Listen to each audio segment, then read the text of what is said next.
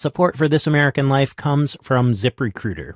80% of employers who post a job on ZipRecruiter get a quality candidate through the site within just one day. Try it for free at ziprecruiter.com/American. ZipRecruiter, the smartest way to hire. And from Rocket Mortgage by Quicken Loans. Rocket Mortgage is designed to give you confidence when it comes to refinancing your existing mortgage or buying a home, letting you understand all the details so you can be confident you're getting the right mortgage. Info at rocketmortgage.com/American. Seriously, America? Is this one so hard? This seems like an easy layup. A 4-inch putt. A slow pitch across the plate.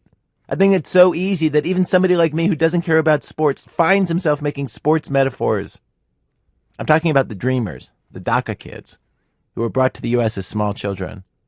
The majority of Americans have wanted to give them a path to citizenship since 2010. Republican Senator Lindsey Graham quoted a Fox News poll on the floor of the Senate this week that shows 79% of the public supports that, including 63% of Trump voters. Leaders of both parties in the House and Senate say they want it. The president says he wants it. In other words, it's super popular, politicians support it, and yet we've been trying since 2001. 2001! And we still don't have a permanent fix to this. There's this thing that President Trump said about his job on his 98th day in office. He said, "I thought it would be easier." Which, okay, he was roundly mocked for that. But weeks like this one, I think that too. Like really, on so many things, I really thought our democracy could do these things. Like, why is it not easier? Well, from WBEZ Chicago, it's This American Life. I'm Ira Glass. Today on our program, in this week of government dysfunction, we have two stories of lawmakers not able to accomplish tasks that seem from the outside fairly straightforward. Act one of our show is about Republicans. Act two is about Democrats. Specifically with the Democrats, what are they doing? A year into the Trump presidency, what exactly is their plan? Why does it seem to be, nothing? Stay with us.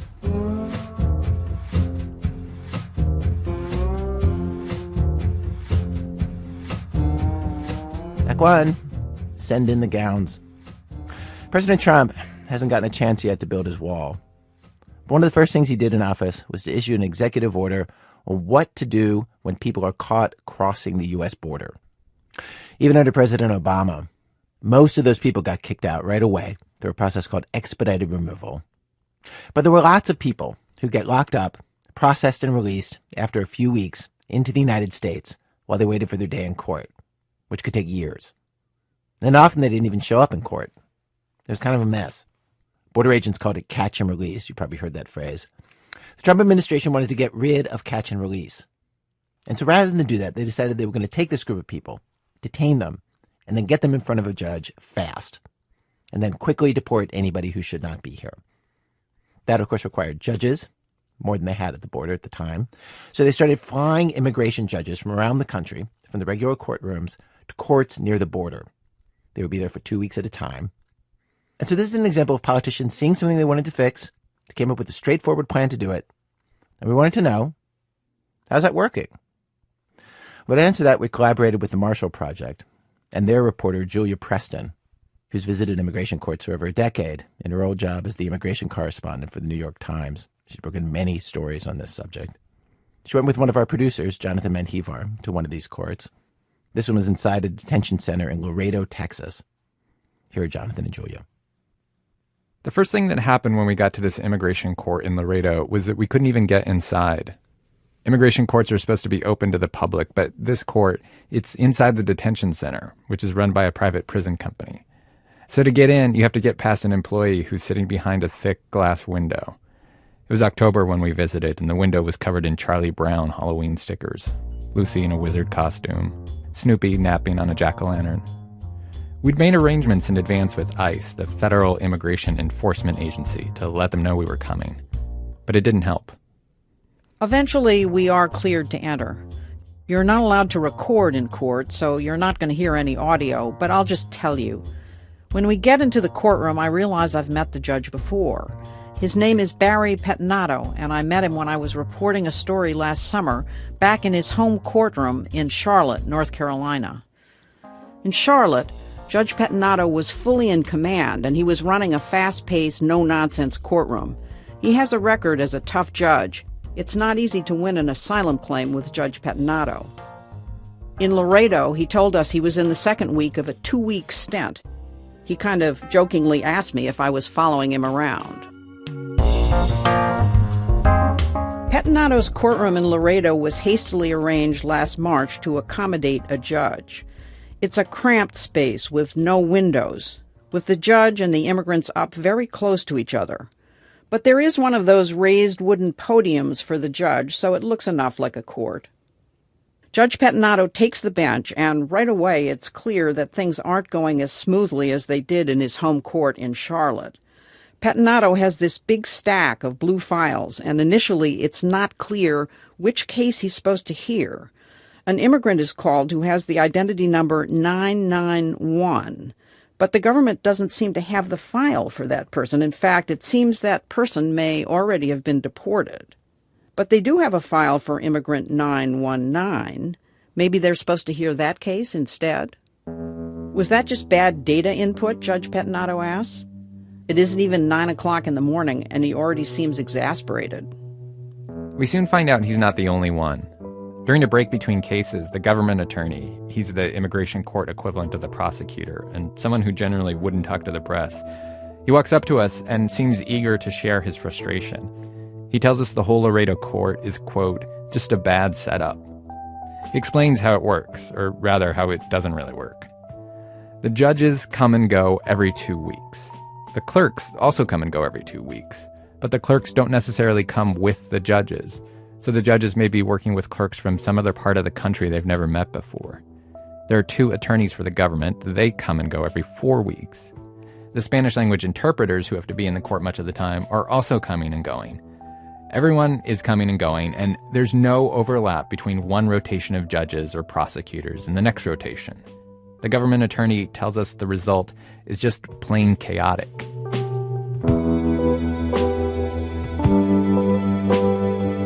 A few minutes later, Judge Pettinato spends some time trying to get one lawyer on the phone, but it keeps disconnecting. Next up, there's an Albanian who agrees to participate in his hearing in Spanish, even though he doesn't really speak Spanish. Me hablo mucho italiano, entiendo un poquito español, he tells the interpreter. I speak a lot of Italian, I understand a little Spanish. The more time we sat in the courtroom, the more I realized we were noticing things I had never seen in years of observing immigration courts. There was no posted hearing schedule. Case files often went missing. Judge Pettinato was trying to move things along, but instead of efficiency, there were time-consuming mishaps and delays. And as a result, immigrants who were detained and anxious and who expected to have an orderly process and a fair hearing weren't really getting that. Nor were they getting the speedy treatment the Trump administration intended, or anything close. A lot of the fumbling happens because of a simple, dumb reason. All of the files are still kept on paper. All immigration courts around the country work this way, but it's an especially big problem in Laredo. During one hearing, there's a lawyer, this guy who's driven up 3 hours from Weslaco, Texas. He's there to ask for a bond so his client can be released. But here's the hiccup. The files for this court in Laredo, they're not actually in Laredo, at least initially. They're filed in another immigration court 150 miles away in San Antonio. And every case file, it has to be physically sent here. And sometimes they don't make it, like with this lawyer. You may have submitted it, but we don't have it, Judge Pettinato says to the lawyer. I filed it in San Antonio, the lawyer says. Well, that could explain it. Judge Pettinato's eyes roll as he says this. It's a strange thing to see in a courtroom, a judge openly mocking the flaws of the court he's running. Even stranger are the knowing nods in the room. Everyone here, the lawyer, the clerk, the government prosecutor, even the interpreter, they know this hearing can't go forward because of the haphazard way this courtroom has been set up. Judge Pettinato sets the bond hearing for a week out, a time, remember, when some other judge will have replaced him. The guard then escorts the woman from Honduras that this whole hearing was about out of the courtroom. She's stuck in detention for another week, having no idea what will happen with her case.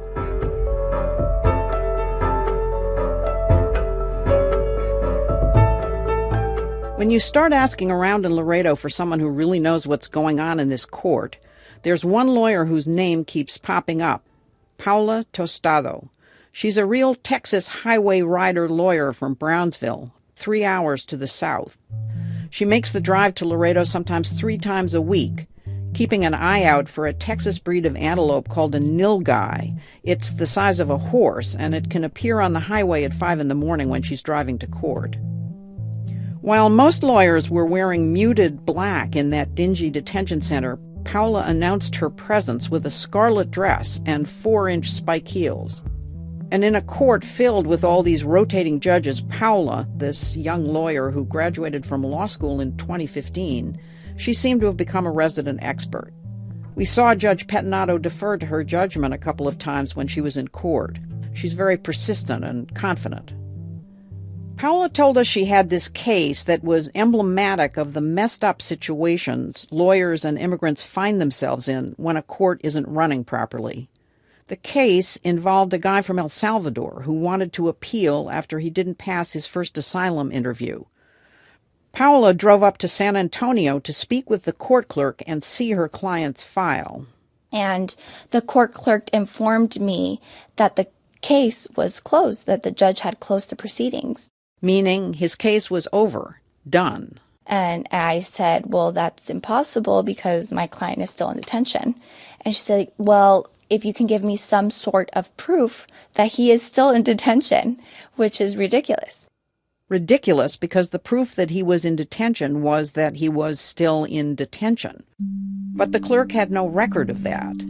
The problem was that if the case was formally closed, to get any order from the court to have the man released, Paula would need to get the case reopened. She tried ICE, the court in Laredo, the clerk's office in San Antonio, but nobody could figure out why a judge who was no longer there, had closed the case. Everyone was baffled, but everyone was also passing the buck. The man sat in detention in Laredo month after month. For any court, this is about as bad as it gets. The government was detaining this man, but legally the court had no basis to hold him. And still there was no way to get him out, because the case was closed. Finally, the immigrant solved the problem himself. ICE brought him a deportation order, and he signed it. He just gave up. He just gave up, exactly. He said, no, they just brought me the documents. I signed. I want out of here. I want to go. I can't do this anymore. Welcome to the Automated Case Information Hotline. This wasn't an isolated incident. On the day we were there, Paula had another case just like it, a client who was in detention. She worried that he would despair and self-deport as well. Paula called the hotline you can dial in to check the status of any case. She pressed a few buttons and we got an update on her current client. The immigration judge closed proceedings on your case at Laredo SPC 4702 East Saunders, Laredo, Texas 78041. On August 23rd, 2017. The hotline says his case was closed on August 23rd, 2017. That was months ago, but he was still in detention, still in need of a hearing to get his case moving. A hearing he can't get because his case is closed. The system does not contain any information regarding a future hearing date on your case. Paula's client, he's in total limbo. He just sounds defeated. He just says, I just don't want to be sitting here waiting for nothing. If I'm waiting for something, if you tell me I have a court in 2 months, then I'll wait for that court in 2 months. But there's no court for me. So, the question of the day here is if we would be in another court, would this still be happening? Or is it just because we're here in Laredo and we're in an immigration court, which is it's not organized, or who is there to blame here if there's someone to blame? Did you just put air quotes around immigration court? Yes, it's crazy. You wouldn't think this would be happening. Your question of would this be happening in another court, what do you think? I highly doubt this would be happening in another court. A A day after we recorded this interview, this second client of Paolo's was suddenly released, and he didn't even have to post bond. ICE gave no explanation why they let him go.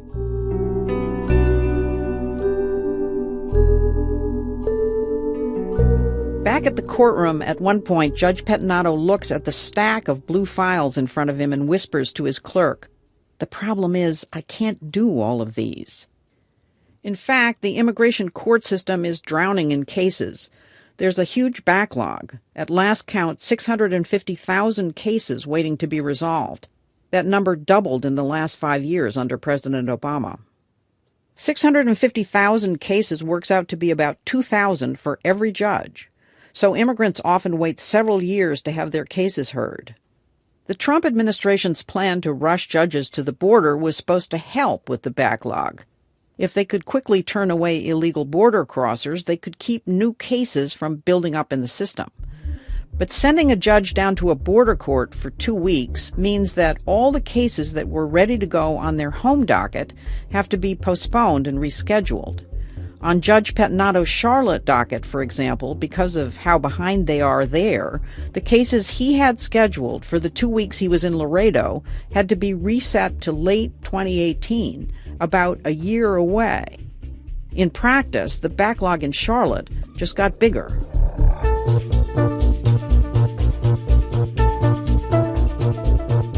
The thing is, not all the courts with these temporary judges look like Laredo. Some of the border courts have the opposite problem. They have more judges than they need. So judges have ended up sitting around in empty courtrooms with nothing to do. We talked to a judge named Lawrence Berman, who normally sits in a court in Arlington, Virginia. His first border detail was to a court in Jena, Louisiana. The problem was that we had 4 judges there, and there was really only enough work for 2 judges. So I had a lot of free time, which is pretty useless in Jena, Louisiana. I couldn't really do anything except review the other files for Jena, and once I reviewed all of them, read the newspaper or read my email. Out of 10 court days in Jena, there were 2 days where Judge Berman had no cases at all. Meanwhile, back home, he could have been moving forward with as many as 50 cases a day. Instead, dozens of those cases were rescheduled to the next date he had available on his calendar, which, because of the enormous backlog in Arlington, is 3 years away, in 2020. A sitting federal judge isn't allowed to do an interview. That's why you're not hearing from Judge Pettinato. But Judge Berman is also a high-ranking official with the National Association of Immigration Judges. It's kind of like their union. So he can talk to reporters in that capacity. And before we move on, Judge Berman wanted to make it clear. What he's saying here, these are his views and things he's heard from other judges across the country. They are not the views of the Justice Department or the court system. Judge Berman never went to Laredo, but he's talked to other judges who've been there, and he confirmed all the problems we saw. He said Laredo was especially notable because there was never a crisis there in the first place. Prior to President Trump's order, all their cases were being heard by judges in San Antonio via a video system. The system wasn't great, but it was working. All the emergency shuffling did was replace judges in San Antonio hearing cases by video with a live judge in Laredo, which for a while left some of the judges in San Antonio with empty dockets. So basically a judge who was already on the border, San Antonio is not exactly on the border, but it's not too far, had nothing to do. Another judge was pulled away from his docket and sent down there, presumably just so that they could say that they rushed more judges to the border. The they in this case is the Justice Department, which is run by Attorney General Jeff Sessions. They are actually the ones who oversee the courts. A peculiarity of the American immigration court system is that it's part of the executive branch, which is why the president can rapidly change the priorities of the court like this. The Department of Justice doesn't really understand what we do and probably doesn't care very much in the final analysis, just wants to present to the Attorney General the fact that they're doing everything that they can. So I assume that they just sent as many judges to the border as they had courtrooms to put them in, without much regard to how many cases there actually were there. It's almost as if the Department of Justice and ER management are trying to see how they can make the system less and less efficient. In the name of efficiency. Well, I don't know what they think they're doing, but what they're doing is not efficient. It's just my opinion, and the opinion of practically every judge that I know.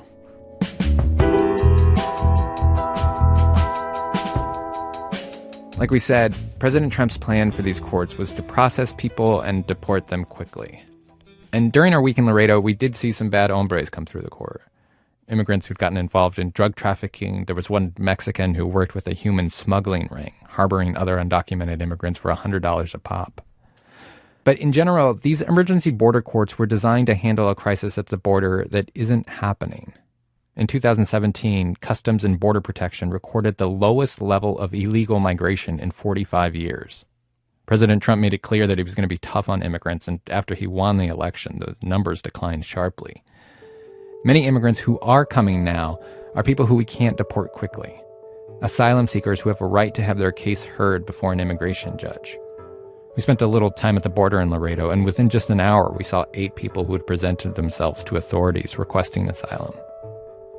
The numbers that are really way up over the last year are not at the border. They're arrests of immigrants inside the country, in towns and cities that are losing judges for weeks at a time to these border courts.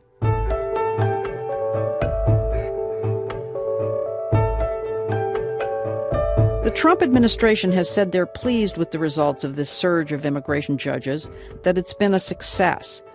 The director of the Justice Department agency that oversees the immigration court said, and I quote, "Mobilized immigration judges had completed approximately 2,700 more cases than expected if they had not been detailed." Essentially, he argued that judges who were sent to the border, about 100 of them in all, they completed 2,700 more cases than they would have if they'd stayed in their home courts. But that doesn't take into account that sending judges to the border meant that at least 22,000 cases around the country had to be rescheduled in the first 3 months alone. Perhaps for a year, as in Judge Pettinato's Charlotte cases, or perhaps 3 years, like in Judge Berman's courtroom.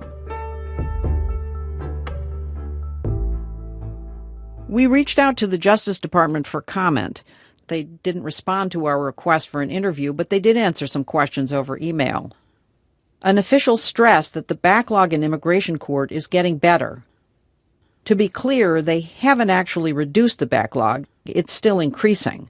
But they point out that it's increasing at a slower rate. It was growing at over 3% per month when President Trump took office, and it's less than 0.5% now. But it's unclear if this change was because the Justice Department sent judges to the border or because of other efforts they've made to reduce the backlog, like hiring dozens of immigration judges. There was one other fact they wouldn't explain. Unceremoniously, at the end of last year, the Justice Department decided to stop sending judges to Laredo. They went back to the old video system. We asked them why that decision was made and got no response.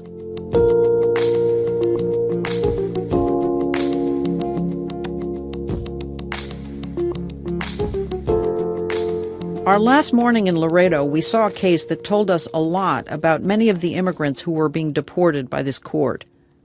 It was a hearing for an undocumented Mexican man named Fernando. He wasn't a recent border crosser. He had no criminal record, so he wasn't a priority for deportation even for the Trump administration, which says it's focusing on getting rid of criminals. We met his girlfriend Irma in the waiting room. She said together they were raising 4 children, all American citizens born here. Fernando had been picked up by local police after getting into a loud argument outside a Laredo bar.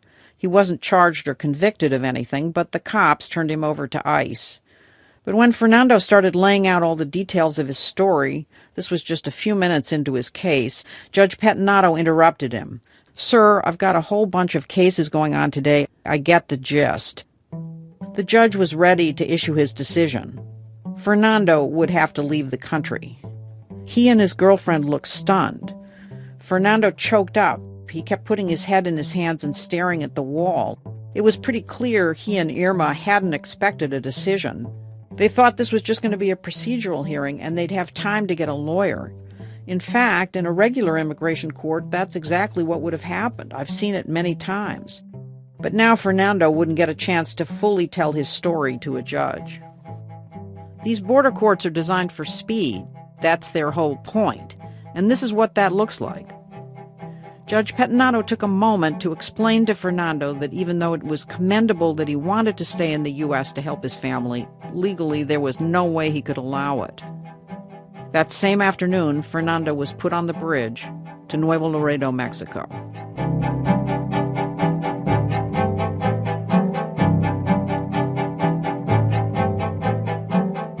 Julia Preston and our producer, Jonathan Menjivar. That story was produced in collaboration with the Marshall Project, where Julia is a contributing writer. The Marshall Project does in-depth reporting on the criminal justice system. You can read the print version of Julia's story at themarshallproject.org. Coming up. Okay, we and our staff truly did not understand what's happening with the Democratic Party, and we spent a few months trying to figure it out. What we learned in a minute from Chicago Public Radio when our program continues. Support for This American Life comes from ZipRecruiter, dedicated to finding you qualified talent fast. ZipRecruiter posts your job to over 100 job boards with just one click. Then ZipRecruiter actively looks for the most qualified candidates and invites them to apply. No wonder 80% of employers who post a job get a quality candidate through the site within just one day. Try it for free at ZipRecruiter.com/American. ZipRecruiter, the smartest way to hire. And from Rocket Mortgage by Quicken Loans. Rocket Mortgage is designed to give you confidence when it comes to buying a home or refinancing your existing home loan. Rocket Mortgage is built to make things simple so you can understand all the details of your mortgage and be confident you're getting the right solution. To get started, go to rocketmortgage.com/American. Equal housing lender, licensed in all 50 states. NMLSconsumeraccess.org, number 3030. This American Life, I'm Eric Glass. Today's program, I thought it would be easier. Stories about how difficult it seems to be lately for politicians to get things done, even things that seem pretty straightforward. We've arrived at Act 2 of our program. Act 2, fighting amongst themselves. So one of the most basic things a political party is supposed to do is stand for something and articulate it. And a few months into Donald Trump's presidency, the questions, what does the Democratic Party stand for? What are they doing? What is the strategy? Have grown so large that it had the power to render grown people speechless. The Democratic Party is arguably the national headquarters for impatience with the Democrats is the studios of MSNBC. Here's one of their anchors, Joe Scarborough. I'm talking about the National Party is clueless. Where is the Democratic Party? They're working hard and screwing it up. Mika, where are the Democrats? I'm afraid. No, I'm dead serious. What has happened to this party? The Democrats have lost over 1,000 state legislative seats over the past 8 years. They've lost the White House to a guy who nobody would even hire as their CEO. They've lost over a dozen Senate seats. They've lost over 60 House seats over the past 8 years. And the Democrats still don't know who they are. What is wrong with this party? One of our producers, Ben Calhoun, traveled around interviewing Democratic strategists and politicians this summer and fall, trying to understand why there did not seem to be a coherent strategy or message. Here's Ben. It's one thing for Joe Scarborough, who exists in a state of suspended exasperation, to be rolling his eyes at the Democrats. It's a completely different thing for someone like Ken Martin to feel fed up. Ken Martin's one of the country's top Democrats. He runs the Minnesota Democratic Party, and he leads the association of all the state Democratic parties across the country. And he's the vice chair of the DNC. Our brand is toxic. People don't know what the heck it is. If you got 100 Democrats in this room right now and ask them what the Democratic Party stands for, you'd get 100 different answers. There's no consistency. No one knows what the Democratic Party is. You got 100 Republicans in here. By and large, you would get, at least some consistency on what their party stands for. People need to have some clarity as to who the Democratic Party is, why we do what we do, why we care, and what we're fighting for. How anxious are you feeling about this moment?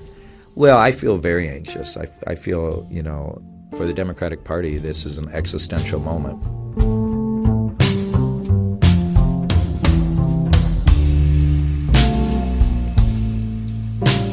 But what exactly might people have been expecting from Democrats in the first year of the Trump era? To that question, I would offer what the Republicans did when Barack Obama was elected. They were at their lowest point in decades. They'd lost both houses of Congress and the presidency. There's a story about that moment that's been documented by a bunch of places, best by reporter Robert Draper. On the night of Obama's inauguration, a bunch of Republicans go out for dinner at a fancy steakhouse, a place called the Caucus Room.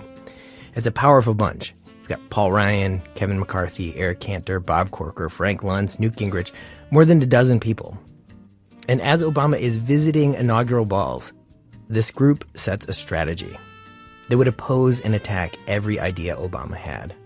If he was for it, we had to be against it, is how one senator put it. One key to this whole thing was that they all had to commit to the same plan. Paul Ryan, then a young congressman from Wisconsin, told the group, "The only way we succeed is if we're united." I think that story is amazing because it's exactly what they did. It's like staring at the source code for 8 years of Republican politics. And you can trace the path of that strategy from that steakhouse through their opposition to the stimulus and Obamacare and everything else, through Republicans retaking Congress and the White House.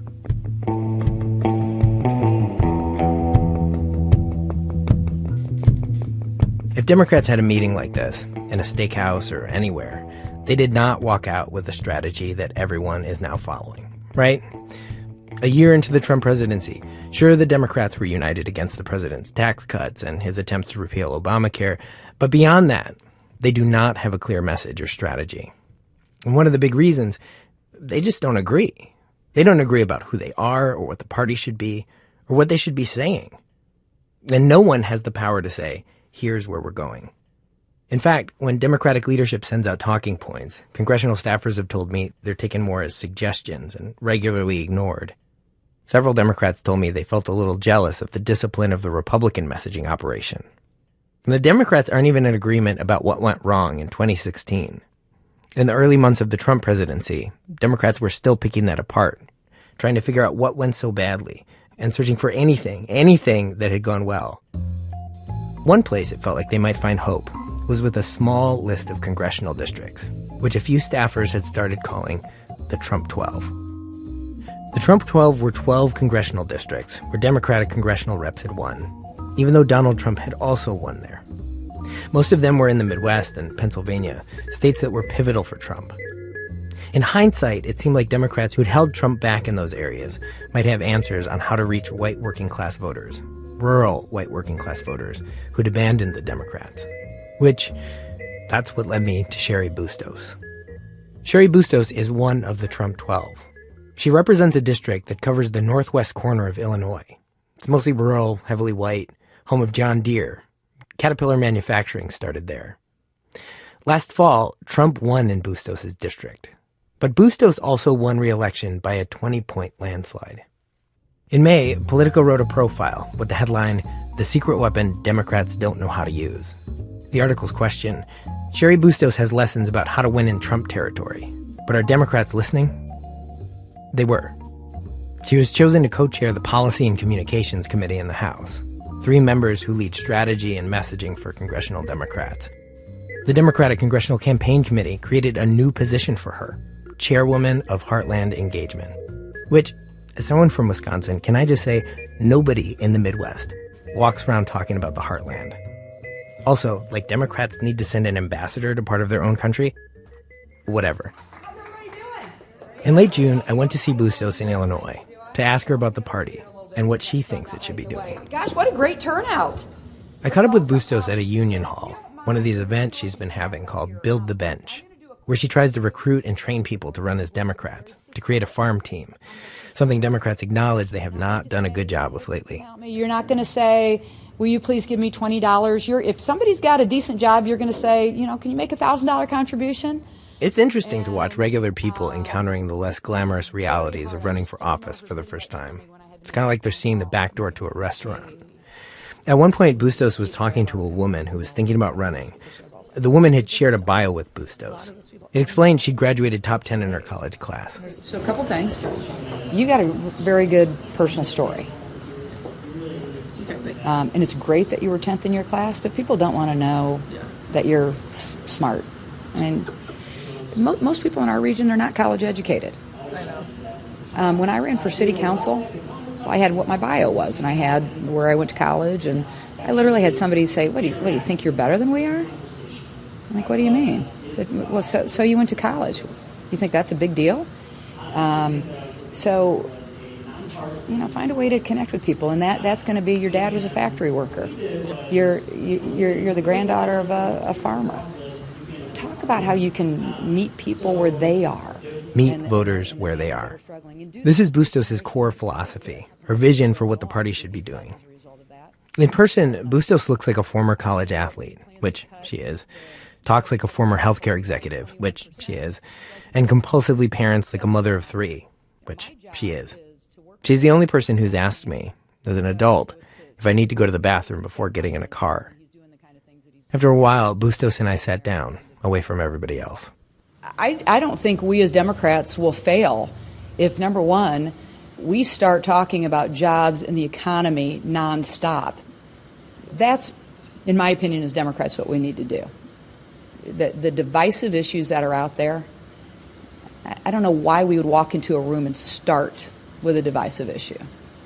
I don't go into a room and start my conversation by talking about the fact that I'm pro-choice, talking about guns one way or another, because those are issues that tend to divide. But I do go into a room and I talk about my fight for good jobs, for better wages, better skills, and better jobs. That is what we are fighting for every day as Democrats. So now if somebody asks me my views on issues that are more divisive, I'll answer it honestly, and then I'll get back to talking about jobs and the economy. I've spent a lot of hours with Cheri Bustos at this point. And if I had to write her strategy for the Democrats on a napkin, it'd go like this.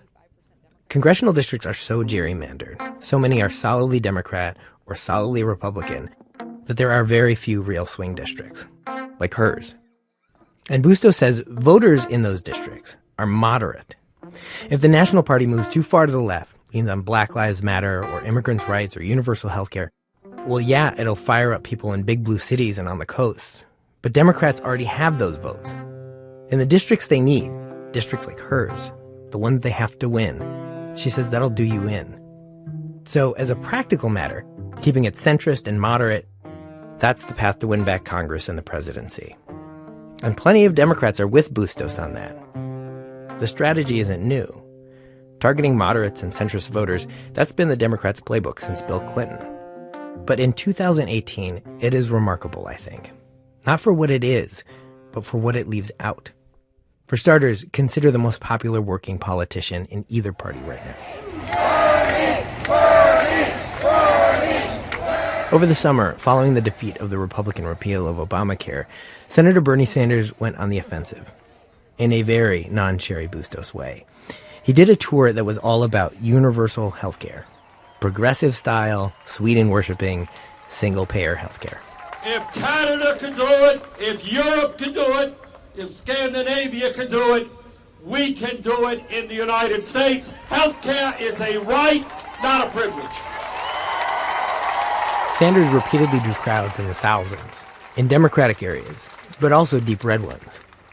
Meanwhile, leftist activism surged in the wake of the Women's March, from groups like Indivisible and Swing Left to the whole assortment of Black Lives Matter groups, to protesters at airports all across the country. It is my honor to introduce to you the Congressman from Minnesota, Congressman Keith Ellison. When I started following Cheri Bustos around, I also started following Keith Ellison. Ellison's a congressman from Minnesota. He's black, the first Muslim elected to Congress, used to chair the Progressive Caucus in the House. He ran and lost for DNC chair, but he took the number 2 job running the DNC, deputy chair. This was Ellison talking to the Democratic Party of Vermont last year. The Republican Party is the party that wants to ban the Muslims and wall the Mexicans, wants to keep transgender people from going to the bathroom. The Republican Party under Trump and Trumpism is the party that says that liberty and justice for all except, Muslims, Mexicans, fill in the blank, right? The Democratic Party has to be the sharp edge, the pointy edge of saying liberty and justice for all. We don't care, man. These are our people and we embrace them.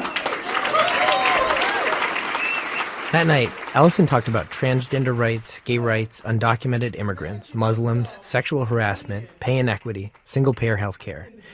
And he specifically talked about the issue of race, how he felt it was being used to divide the country. He talked about Charlottesville, about the president and Republicans condoning racism, rather than trying to avoid an issue like race because it was hot. He gave a speech that drove right at it for that very reason. We have got to be that vanguard. We have got to be that righteous group of people who never stop fighting for equality, who believe that the best of our country is yet to come, and that genius is not tied up in any ethnic group, but is in all ethnic groups.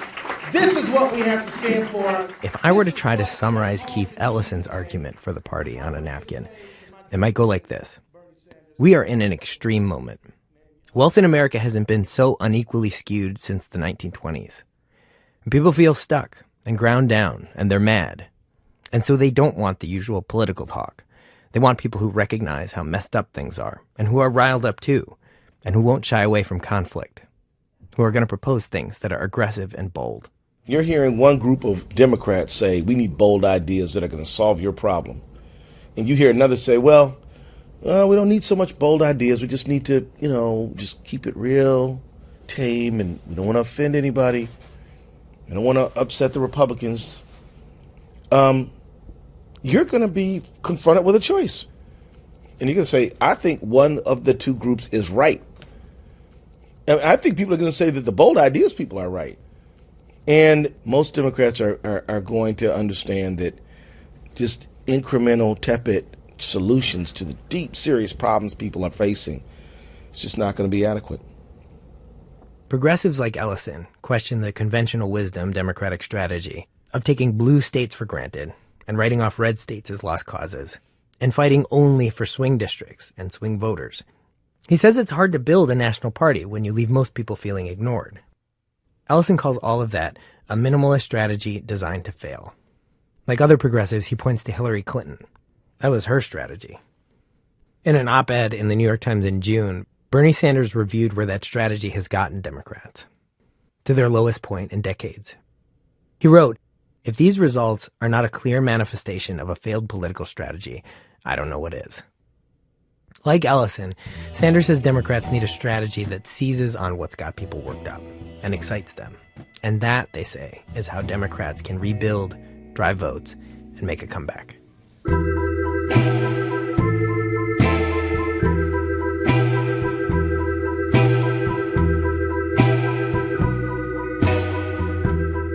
So you had these very conflicting views of what the party needed. And 8 months after Donald Trump was elected, there was such an absence of an official Democratic message or strategy or plan that people started to measure the empty space where one might have been. In July, the Washington Post and ABC News released this poll. It said 52% of Americans felt the only message Democrats had was that they were against Trump. Then, finally, Democratic Party leaders stood on the bow of the boat and they pointed in a direction. It felt kind of like, all right, I know you're waiting. Okay. Okay.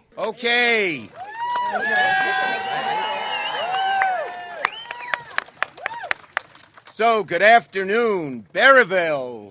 On July 24th, Senate Minority Leader Chuck Schumer, House Minority Leader Nancy Pelosi, along with 4 more senators and 4 more congressmen, left Washington, D.C. They drove for an hour out into the country, to this small town called Berryville in rural Virginia. Schumer kicked things off. This is how he explained what they were there to do. Too many Americans don't know what we stand for. Not after today. Now, we know that now we're in the minority in both houses of Congress.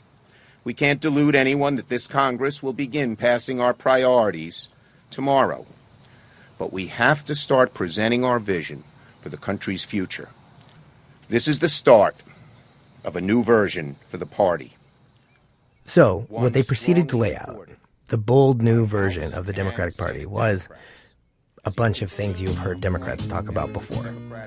Here were the parts of the plan. Lowering prescription drug costs, infrastructure, job training, antitrust legislation, raising wages. It was a long list. Just the materials explaining it, 10 pages, single-spaced.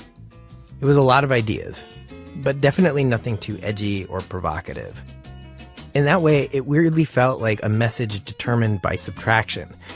It was like a dish cooked up by taking politically charged ingredients off the table one by one until no one would find it too salty or too spicy or too anything. What was surprising was how underwhelming the presentation was. Inoffensive and yet sometimes tone deaf. You had all the men, folksy in their rolled-up shirt sleeves, and then Schumer telling a story in the middle of rural Virginia about the Yankees. Now, last month I went to a Yankees game. Just respectful note to the senator, America hates the Yankees. Nancy Pelosi kept the salt of the earth charm going when she came up next and she name-checked the San Francisco Giants. The speeches had bright spots, but they were largely standard issue, pastel platitudes, a lot of talk about hardworking families left behind and training workers for a 21st century economy. There were only about 100 people. This was in a park that could hold thousands. They dutifully clapped when they were supposed to. The Dems called their policy package a better deal. It was a reference to FDR's New Deal, and it came with a slogan that people rattled off in their speeches. Better jobs, better wages, and a better future. Better jobs, better wages, a better future. Better jobs, better wages, and a better future. The slogan, very similar to Papa John's, better ingredients, better pizza, was mocked almost instantly. Trolling Republican protesters held up pizza boxes that said, better jobs, better wages, still Pelosi. Sherry Bustos was there that day. Bustos was actually one of the architects of the better deal. When I asked her more about how the whole plan came together, she said it was a 6-month process. It involved 180 members of Congress, all of the caucuses, like progressives, New Dems, Blue Dogs, Black Caucus, Hispanic Caucus. But despite all of that inclusion, the thing that she described, it did in fact sound like subtraction. She said healthcare, reproductive rights, civil rights, all of those things came up, but moderate Democrats resisted those things. This is the agenda, Bustos said. This is what we're going to be talking about from now until the midterm elections. The next day I tracked down Keith Ellison in Washington, D.C. I found him in the tunnels underneath the Capitol on his way to go vote. So, Benjamin, what's up, my brother? Can I ask you some things on the run here? Please. The first thing I wanted to ask, as the highest-ranking progressive in the party's power structure, honestly, I was just curious why he hadn't been at the Better Deal rollout.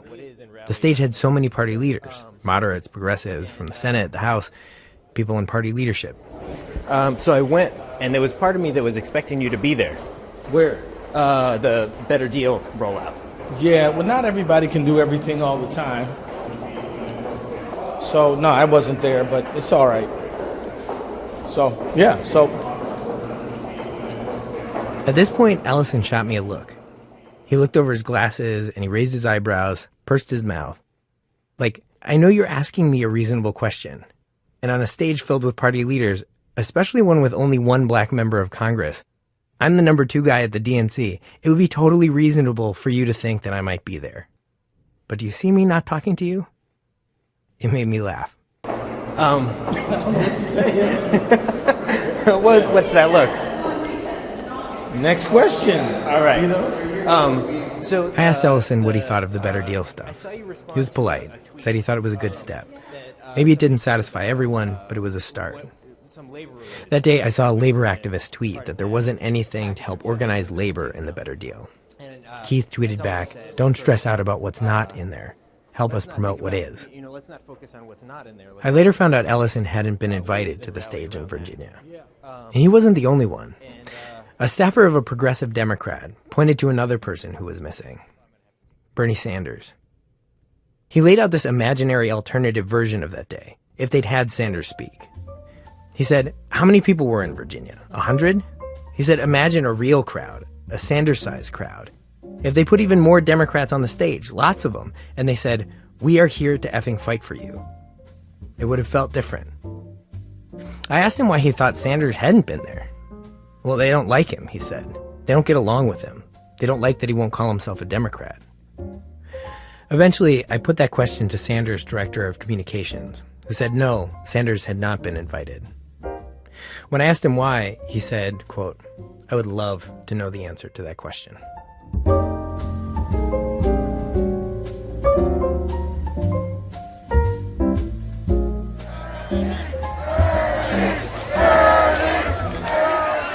In August, I traveled with Senator Bernie Sanders on this tour he did. There were 3 events, all to build support for universal health care, which he was pushing under the label Medicare for All. This sound is from the first rally in Indianapolis, maybe 1,500 people in downtown Indy, on the steps of this huge Civil War monument. The big crowd gathered as rain clouds got darker overhead, and then moments after it started to rain, Sanders came into view, and it sounded like this.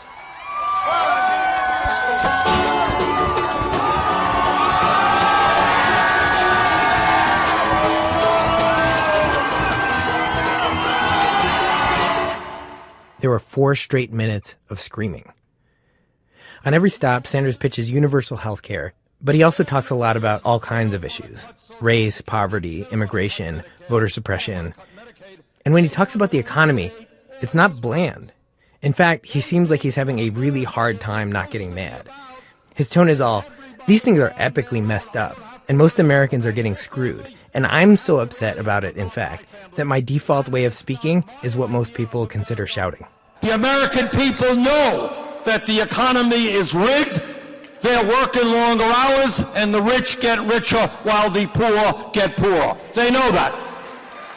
And when we stand together, black and white and Latino, when we stand together with the Native American people and the Asian Americans and gay and straight and men and women, when we stand together, when we have the guts to take on the billionaire class, when we have a vision for a new America, nothing will stop us. Thank you all. After Indianapolis, it was on to Portsmouth, Ohio, a town of 20,000, where Sanders drew a crowd of over 1,000, in the middle of the workday, in a county that Donald Trump won by 37%. Last stop, Detroit, a crowd of around 2,000 in a megachurch, with a spillover crowd in an annex. One moment stuck out. It was near the end. Do not let anybody try to convince you that the views that you've heard here tonight and your views, that we are somehow a small minority. We are not. What the media does not talk about. Yes, there are divisions in this country on a number of issues. I won't deny that. But on major issue after major issue, on every issue that we have talked about, the American people are on our side. The polls back this up. There are polls showing that most Americans do favor universal health care. Most Americans, get ready for this one, this number comes from a Fox News poll of all places. 83% of Americans support a path to citizenship for undocumented immigrants. And 76% of Americans say rich people should pay more in taxes. Chuck Schumer, Nancy Pelosi, and the DNC are supposedly in charge of the party. But it's Sanders who has the profile and the power base to determine what Democrats in the country are talking about. This trip was evidence of just how true that is.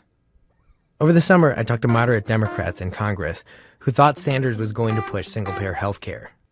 They were dreading it. They worried they'd be pressured to support it, that it would become part of the Democrats' brand, part of what the party's about. And if it did, they'd get hammered back in their districts, which are more conservative. Sherry Bustos called it self-sabotage. We don't need any self-sabotage, she told me. But leaning on Democrats to embrace single-payer was precisely Sanders' goal.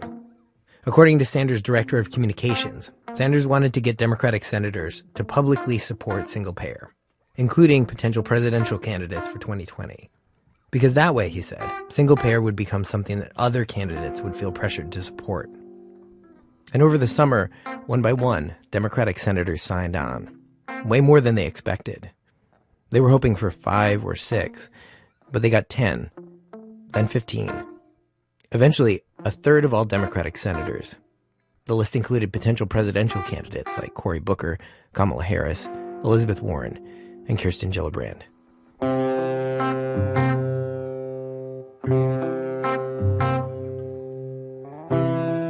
At Sanders' final stop in Detroit, the congressman hosting the event had put out the Democratic Party's Better Deal materials. They were laid out right next to the front door as people streamed in. There were these huge, conspicuous piles. But over several hours, I didn't see anyone pick them up. As the crowd filtered out, I circled back. From what I could see, they hadn't been touched. A few days later, I got to see Cheri Bustos pitching the better deal to a newspaper editorial board in her home state. Bustos laid out the whole thing, the better deal, how it was created, all the involvement from congressional Democrats, all the different parts of it. We want to be in a position to help create 10 million good-paying full-time jobs. There are still people hurting, and I think we need to acknowledge that and say that we want to do something about that. Right. Well, Donald Trump says that, too. It's hard to hear. The newspaper's political reporter, this guy named Chuck Sweeney, is saying, right, well, Donald Trump says that, too. Donald Trump says that, too. Says exactly the same thing. Too many people are still out of work. We need to do something about bringing back jobs. And that's why we talk about full-time, good-paying jobs. Right, but I think there are people hurting. I don't know anybody that doesn't talk about that. Remember, the whole point of the better deal was to explain what Democrats stand for, to define Democrats in terms that would resonate in places exactly like this one. Bustos forged ahead. Eventually, she started talking about how she's pro-business, one of the things that makes her moderate. She told the editorial board she thought it would be a good idea to lower the corporate tax rate. This was months before Donald Trump's corporate tax cut.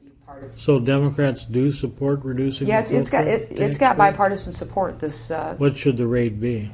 I don't know. I don't know what it should be, but ours is one of the highest in the world. Right. And so as long as it's highest in the world, we're not going to have corporations who are going to bring that money home. Uh-huh. So there's got to be some incentive. Okay. I think once again, I have no idea what the Democratic Party actually stands for anymore. I didn't during the 2016 campaign either, which is probably why it wasn't the winning campaign.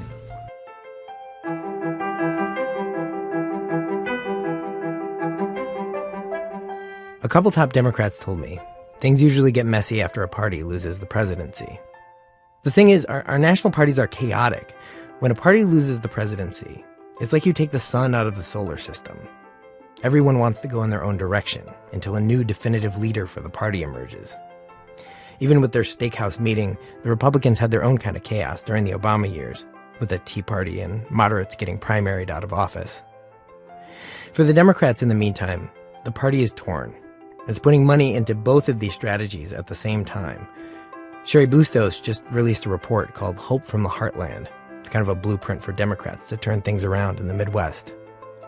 Keith Ellison got the party to invest a chunk of its limited funds in grassroots organizing. Not in targeted swing districts, but across all 50 states. States as red as Wyoming and as blue as Vermont. I called them both last week to ask if the Democrats' victories this fall in Alabama and Virginia and New Jersey, if that shed any light on which path the party should take going into the midterms. Cheri told me they clearly demonstrated that she was right about the party's direction. Keith, no surprise, said they proved his vision of the future is correct. I'm more convinced than ever, he said. More convinced than ever.